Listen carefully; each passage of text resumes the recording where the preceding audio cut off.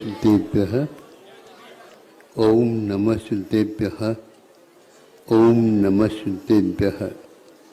अहिंसा परमो धर्म की आचार्य गुरुवर श्री कुंद कुंद भगवान की, आचार्य गुरुवर श्री ज्ञान सागर मुनि महाराज की,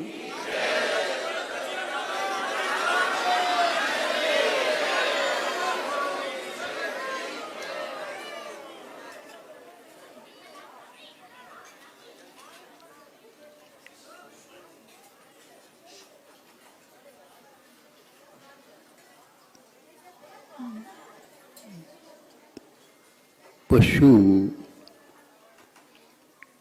और उसमें भी हिंस्र पशु जो शाकाहार तो लेते नहीं किंतु मांसाहार के माध्यम से जीते हैं, और यदि मांस नहीं मिलता है तो जीवित प्राणी का वध करके उसका भक्षण करते हैं।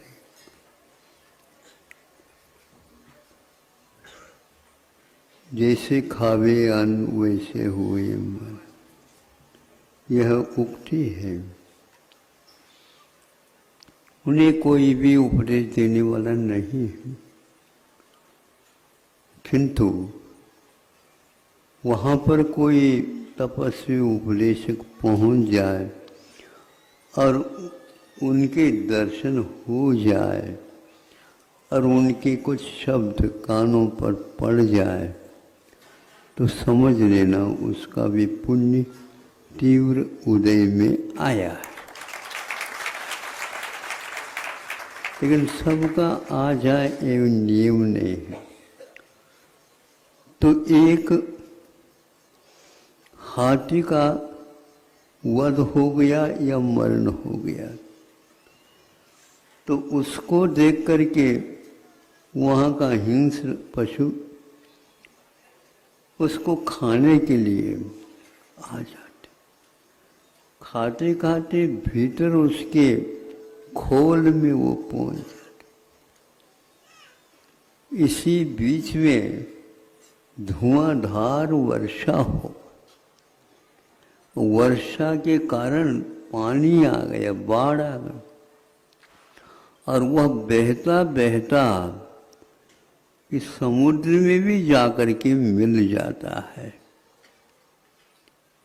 कहाँ का वह कहाँ पहुँच गया शव, किंतु भीतर खोखले में बैठे बैठे जो खा रहा था पशु, हिंस्र पशु, उसको ये ज्ञात नहीं।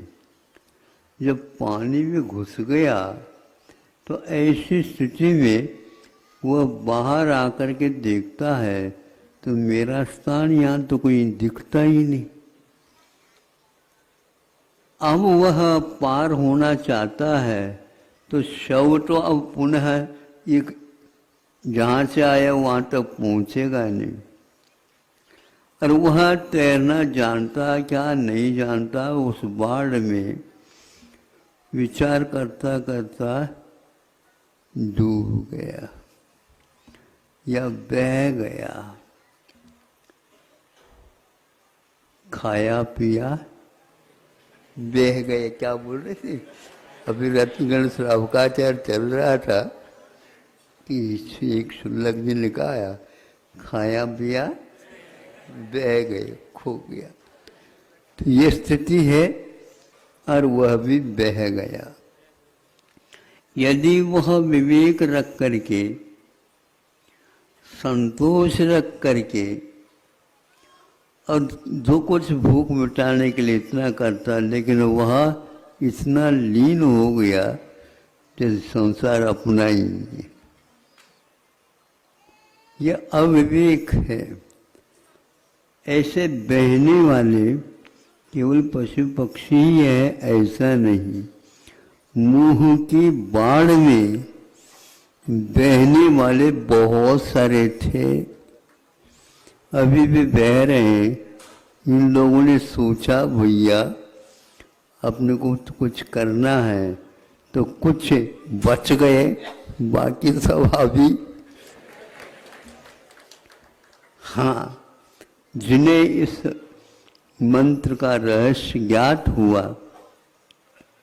सत्संगति की है, जिनवानी को कुछ पढ़ा है और जिनबिंब दर्शन करने से तुलना की होगी कि मेरे जैसे ही यह वेदी में भी बैठे हैं, किंतु मुझ में और इनमें बहुत अंतर है, यह बह नहीं पाए और ऊपर तैरते हुए पहुंच गए हम जो यहाँ पर उनके पास।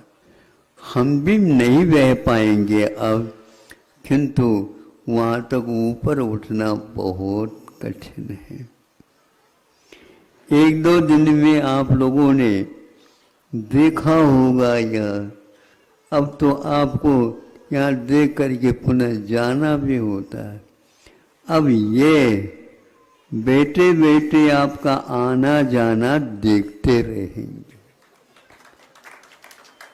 मन में ये विचार भी करेंगे कि हमें जैसा आश्रय मिल गया इनको भी मिल जाए।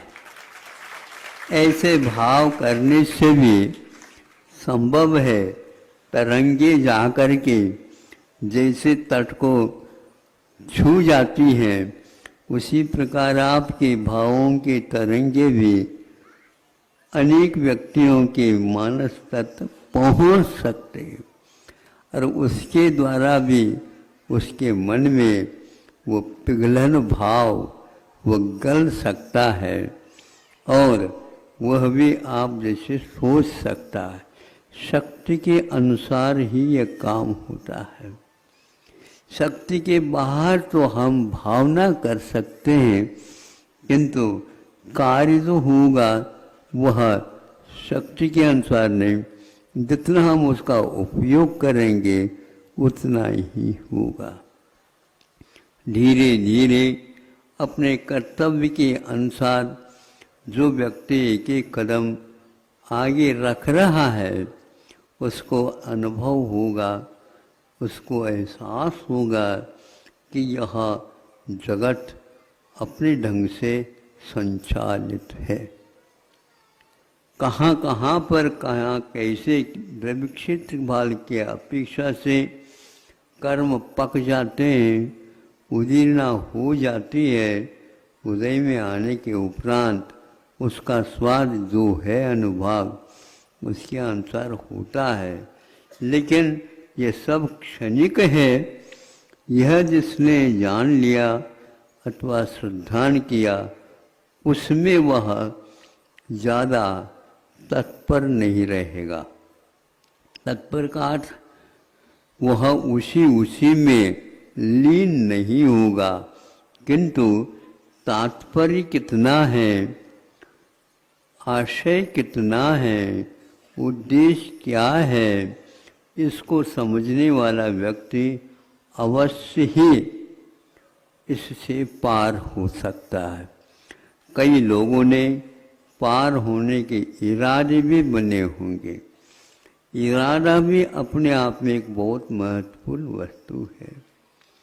नहीं होता है लेकिन करने की भावना रखता है और थोड़ा सा प्रारंभ करता है और उनकी आयु का पूर्णता हो जाए, आयु समाप्त हो जाए, तो भी उस इरादे का, उस संकल्प का, उस कारण का, कार्य का पूरा फल उसे अवश्य मिलता है, क्योंकि उन्होंने इरादा किया था।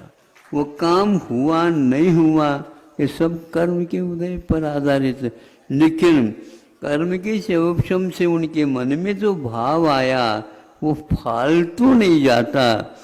बैठे बैठे भी आप लोग ये कार्य कर सकते हो। कोई चक्रवर्ती नहीं बन सकता, लेकिन मुझे चक्रवर्ती इस जीवन में नहीं बनना। कौन बना रहा है तुमको? लेकिन मन में ये आया कि मुझे चक्रवर्ती बनना नहीं है, तो बनना नहीं है तो उसका जितना लोभ था उतना तो घट गया उसका। भीतर से करना चाहिए, लेकिन अब जिसको मिलने के उपरांत कहता है मुझे यह नहीं चाहिए, मुझे वह चाहिए जो बार बार लेने की आवश्यकता। हाँ, फिक्स डिपॉजिट रखते हैं ना आप लोग बैंकों में। हाँ, तो यह बैंकिंग का मामला है। जो व्यक्ति संघ में छुलकों में 2-3 बैंकिंग वाले भी आए,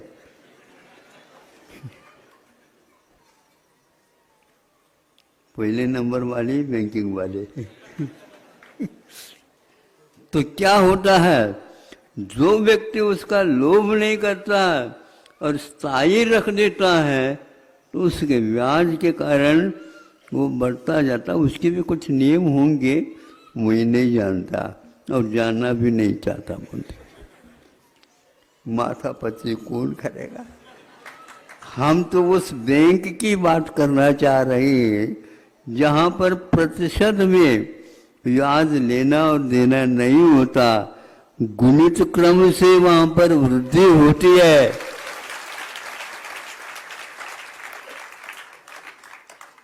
ऐसा बैंक, और आज तक वह दिवालिया नहीं हुआ।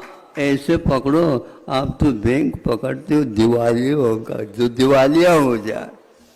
एक बैंक दूसरे बैंक में लीन हो जाता, कब होता पता नहीं, बाद में पता जाता। एक एक राज्य के जो बड़े बड़े बैंक हैं वो भी लीन होते हैं। सुना था राजस्थान के में एक दूसरा और लीन हो गया, तीसरा और लीन हो गया। जैसे बहुत पानी आ जाता है बाढ़ का, वो पूरा पूरा नदी में यूं ही साफ हो जाता। इसलिए अपने को वह स्थायी कार्य करना है जिसको हमेशा हमेशा के लिए कोई दुख दर्द नहीं होगा। इसी प्रकार यह ज्ञान आपको हुआ है तो दूसरे को भी करा सकते हो। आपके अनुसार वह भी इरादा बना सकता है, वह भी धीरे धीरे काम करना चालू कर देता है। यदि पूर्णतः त्याग करते हैं तो उसका कोई भी अंत नहीं रहता। कोई एक दिन के लिए कोई रस छोड़ देता और कोई व्यक्ति जीवन पर्यंत के लिए छोड़ देता है, वह अलग ही परिणाम हुआ करता है। उसके साहस, उसके भेद विज्ञान, उसकी लोभ लालच की कमी के कारण इस प्रकार साहस हो जाता है। लेकिन जो वृद्धावस्था में हो जाने के उपरांत भी महाराज एकाध रस्सी तो दे ही दो, कहाँ बांधना है कि कहीं भी रस्सी से नहीं महाराज, अभी तक हमने किया ही नहीं। कोई बात नहीं, कर तो सकते हैं ना। हाँ, अब तो कर सकते, समझ में आ गया हमें, अब समझ में आ गया। अब जितना मैं कम कर दूं उतना ही कम है, वह है ही नहीं। इस प्रकार भेद विज्ञान के माध्यम से कम उम्र में भी बहुत बड़े काम किए जा सकते हैं और बड़े उम्र में भी वह काम हो, ये नियम नहीं। इन सब बातों को देख करके आप लोगों को अपने कुवत के अनुसार, अपने भेद विज्ञान के अनुसार अपने इरादा को बनाते हुए अच्छे व्यक्तियों की संगति भी रखना चाहिए। अच्छे व्यक्तियों का मतलब ये है धर्म कर्म में आगे बढ़े हो और धर्म कर्म के लिए जीवन का शेष भाग भी समर्पित हो। इन व्यक्तियों के साथ रहने से हमेशा हमेशा फूल नाक में ही रखें ऐसा नहीं होता। बगीचा होता है, वो आप बगीचा में फूल खिले रहते हैं, लेकिन झरोके में से और ऊपर की छत में से वह सुगंधी प्रभावित होती रहती है और उसको बैठे बैठे आप सुगंधित हो सकते हैं। ऐसा ही धर्म का मामला है। मामला का मतलब विषय है और परिणाम है। आप उससे परिचित हो जाइए और ऐसे बगीचे के पास तो कम से कम जा करके बैठा करो। अवश्य यहाँ पर क्या है बताने की कोई आवश्यकता नहीं है। अहिंसा परमो धर्म की।